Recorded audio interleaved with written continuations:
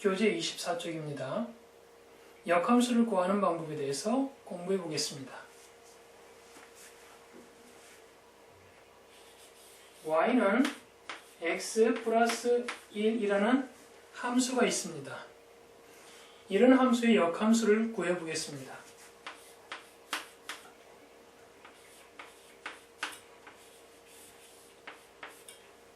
자, 이 원래의 함수의 독립변수에 해당하는 것을 홀로 놔두고 나머지 부분을 전부 다른 변으로 이항시켜 놓은 이것이 바로 원래의 함수, 이것의 역함수입니다. 자, 여기서 xy가 의미하는 게 무엇인가 살펴보면 역함수의 의미를 좀 더 잘 알 수 있겠죠. 어떤 함수가 있습니다. x라는 어떤 집합이 있습니다. x라는 집합이 있고 y라는 집합이 있습니다.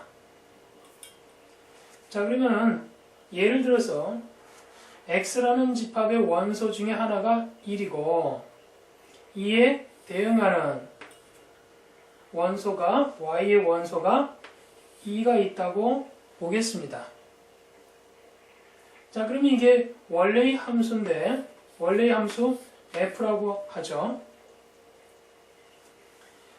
이 x는 요 집합 x의 원소이고 요 x 플러스 1이 집합 y의 원소의 값이 되었다라는 거예요. x 플러스 1이 집합 y의 원소의 값이 되었죠.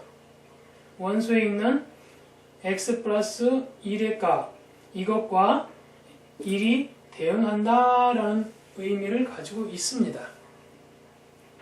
자, 그러면 이것이 의미하는 바는 뭡니까?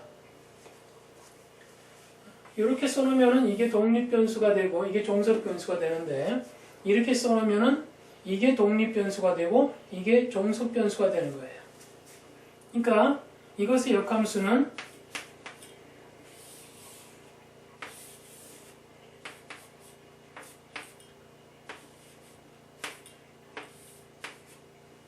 이렇게 되겠죠. 자, 원래 함수에서 독립변수에 해당하는 게 역함수에서는 종속변수가 되고 원래의 함수에서 종속변수에 해당하는 것이 역함수에서는 독립변수가 되었다.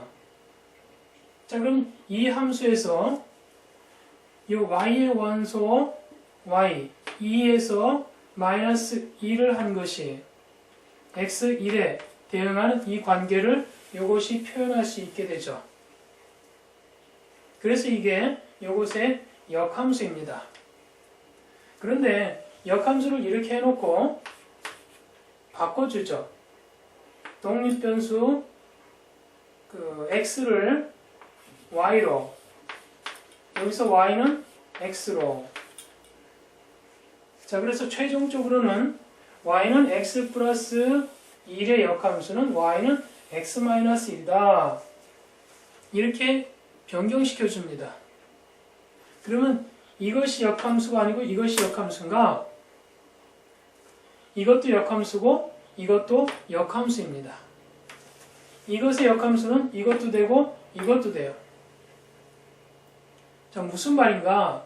그것은 뒤에 역함수를 구하는 법에 대해서 공부할 때 좀 자세히 설명하겠습니다.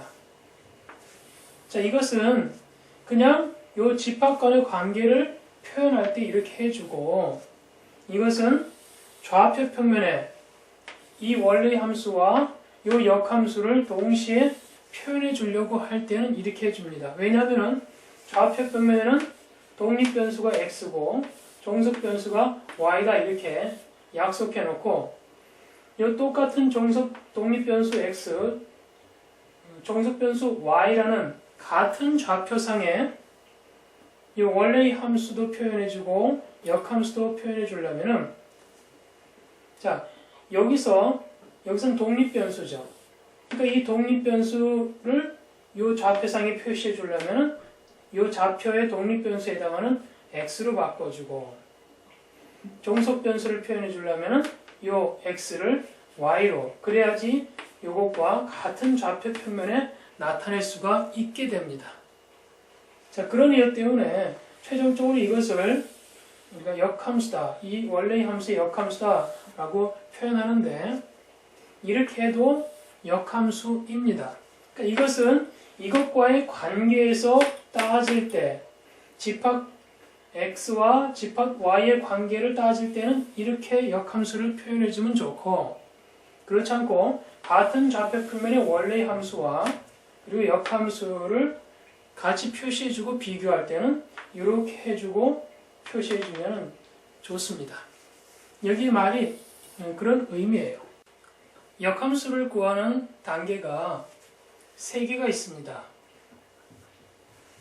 아까 한 것을 다시 기억을 더듬으면 y는 x 플러스 1의 역함수는 y는 x는 y 마이너스 1 또는 y는 x 마이너스 1로 표현해 준다라고 방금 전에 공부했습니다. 자, 이 원래 함수를 역함수로 바꿔주는 첫 번째 단계, 주어진 함수가 1대1 대응인가 확인한다. 자, 이게 무슨 말이냐? 함수는 이런 대응 관계로 이해해야지 이해가 쉽다고 했습니다. 예를 들어, 자, 이렇게 돼 있는 함수다. 그럼 역함수가 되려면은 이 함수를 f라고 하면은 이 함수의 역함수는 요게 독립변수가 되게 되죠. 그러면 화살표 방향이 바뀌어서 이 원래 함수의 역함수 f 인버스는 화살표 방향만 바꿔주면 됩니다. 자, 그런데 이것의 역함수라고 이렇게 구해봤더니, 자, 요것은 함수가 되지 못합니다. 함수가 되는 조건을 지난번에 배웠습니다.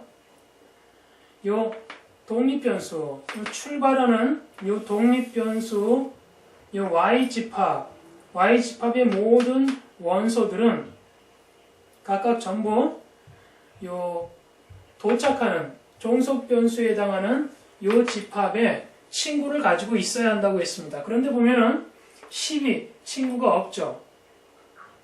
자, 이렇게 되면 이것이 함수 자체가 되지 못합니다.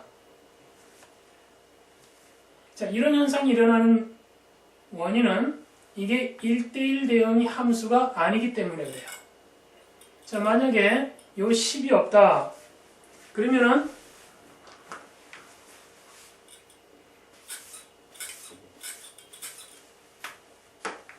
이것의 역함수는 1대1 그 함수의 모양이 되죠. 5, 7, 9, 1, 2, 3. 자, 보면은 완벽한 함수의 꼴이 됩니다. 자, 이처럼 원래의 함수가 1대1 대응일 때, 1대1 대응은 뭡니까? 제가 지난번에도 말했지만은 수학에서 글자로 되어 있는 것은 글자로도 이해하고 또 수식으로도 암기하고 있어야 한다. 글을 보고 수식을 떠올릴 수 있어야 하고 수식을 보고 글을 떠올릴 수 있어야 한다고 했습니다. 1대1 대응이 뭡니까? x1이 x2와 다르다면 fx1과 fx2가 다르고 이거는 1대1 함수고, 그리고 이 조건 and 어떻습니까? 공역은 치역이 되어야 한다.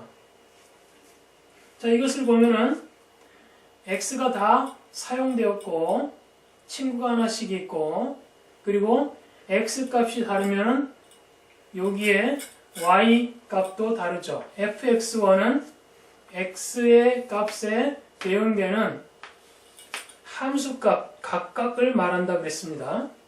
그 각각이 함수값 각각이 요 x의 집합의 원소에 따라서 다 다르죠. 그러면 1대1 함수고, 자, 그러면 요 함수의 치역을 보니까 치역 집합의 원소는 5, 7, 9로 되어 있어요. 그 치역 집합을 공역과 비교해 보니까 같죠. 이럴 때는 1대1 대응이라고 했습니다.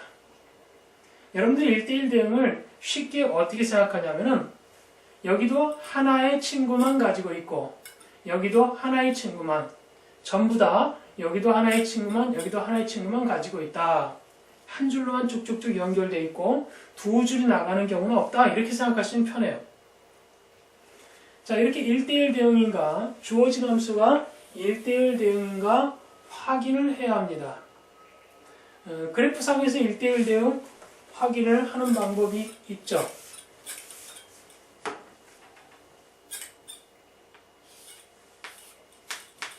뭐 이런 식으로 x가 다르면 y가 다른지 보고, 자, 요런 그래프가 있다.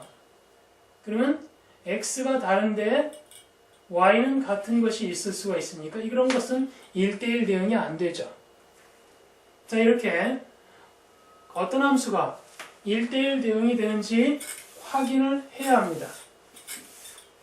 1대1 대응이 되었다. 그러면 두 번째 단계로 넘어갈 수가 있게 되는 거죠. y는 fx를 x는 gy꼴로 변형한다. 자, y는 fx, x라는 독립변수로 이루어진 어떤 함수, 어떤 식꼴이 나왔죠. y는 fx.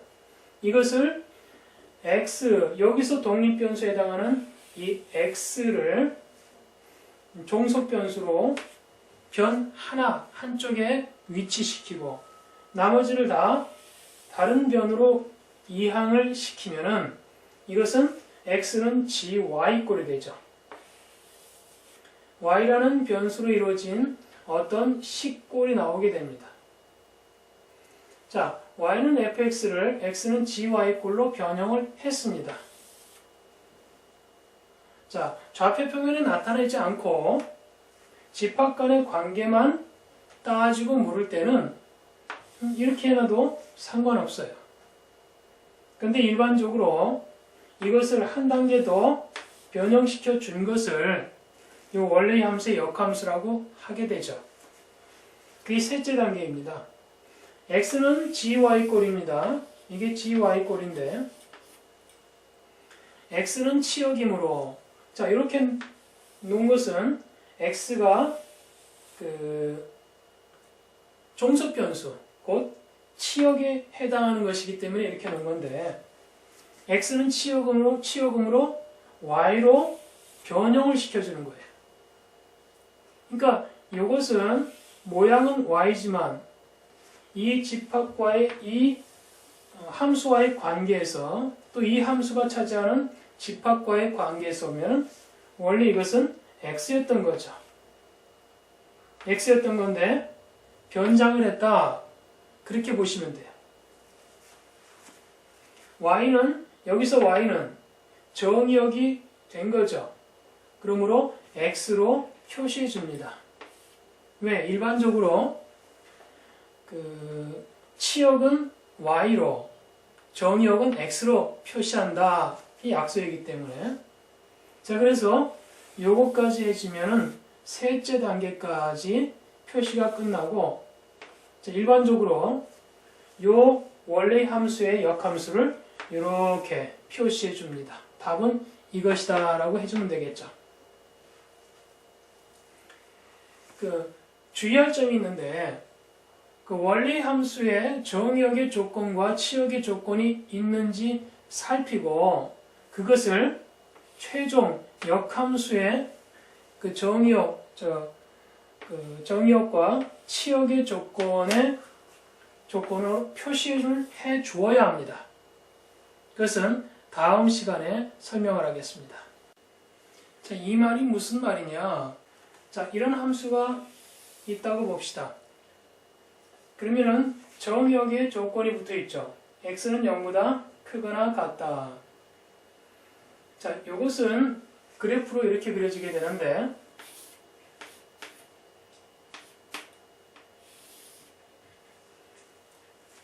자, 정의역의 조건이 정해지면은 치역의 조건은 당연히 나오게 됩니다. y는 1보다 크거나 같게 되죠. 자, 이렇게 특별한 조건이 없으면은 이 치역의 조건이 곧 공역의 조건이 됩니다. 0보다 x가 0보다 크거나 같을 때 보면은 x 값이 다르면 요 y 값도 달라지죠. 이거는 증가함수입니다. 이 범위 내에서. 그리고 치역과 공역이 같습니다. 그러니까 이것은 역함수가 존재하죠. 그럼 둘째 단계, 한쪽에 여기에 독립변수에 해당하는 x만 남겨두고 나머지를 다 변형시켜서 다른 변으로 이항시킵니다. 그런데 자, 이것을 변형하려고 보다 보니까 루트 x는 y 마이너스 1. 자, 한쪽 변에는 순수한 x만 놔둬야 되는데 루트가 붙었죠. 그럼 루트를 제거하는 방법은 양변을 제곱해주면 되죠. 그러면 x는 y의 제곱, y 마이너스 1의 제곱. 자, 여기서 x는 x, y는 y 그대로 가져와 있고 여기서부터 그대로 왔기 때문에 여기까지는 x는 y는 1 이런 조건이 오게 되는 거예요. 자, 그러면 두 번째 단계로 한쪽은 x만 놔두고 다른 쪽으로 다 이항을 시켰죠. 다른 변으로. 세 번째 단계는 여기서 x를 모양을 y로 바꿔주는데 성질은 어떻다? 성질은 x의 성질을 그대로 가져간다. 자, 이것은 y를 x로 바꿔주고 이렇게 이것은 x 모양이지만 원래 함수와 비교할 때는 y이기 때문에 y의 성질을 그대로 가지고 와요. 자, 그러면 여기서 x는 요거 x였는데 여기서는 이 x의 성질을 y가 가져오게 되죠. 그러니까 y는 0보다 크거나 같고 또 여기서 y는 여기서는 x죠. 그래서 여기 x는 여기 y의 성질을 가져옵니다. x가 자, 그런데 우리가 함수를 표시할 때 여기의 조건은 어떻습니까? 굳이 종속변수와 독립변수의 조건을 다 써주지 않고 독립변수 조건만 하나 써주죠. 그것은 이게 의미 없다라는 것이 아니라 이 독립변수의 조건을 붙여주면은 자연스럽게 이 조건은 나오게 되기 때문에 굳이 중복해서 기록할 필요가 없기 때문입니다. 뭐 이것을 써준다고 해서 틀린 것은 아니지만 굳이 수학에서는 간단한 걸 좋아하니까 이렇게 표시를 해주면 되겠죠. 그래서 원래 함수에 정의역과 치역에 어떤 조건이 붙어 있으면 자, 그 조건도 이렇게 변화되는 것에 따라서 변화시켜주고 맨 마지막 역함수에는 독립변수의 조건만 표시를 해주면 된다. 만약에 이 조건을 표시를 안 해주고 이렇게만 쓰면은 틀리게 됩니다. 왜냐하면 이 조건 내에서 여기에 역함수이고 이 조건을 벗어나면 역함수가 되지 못하기 때문에 그렇습니다.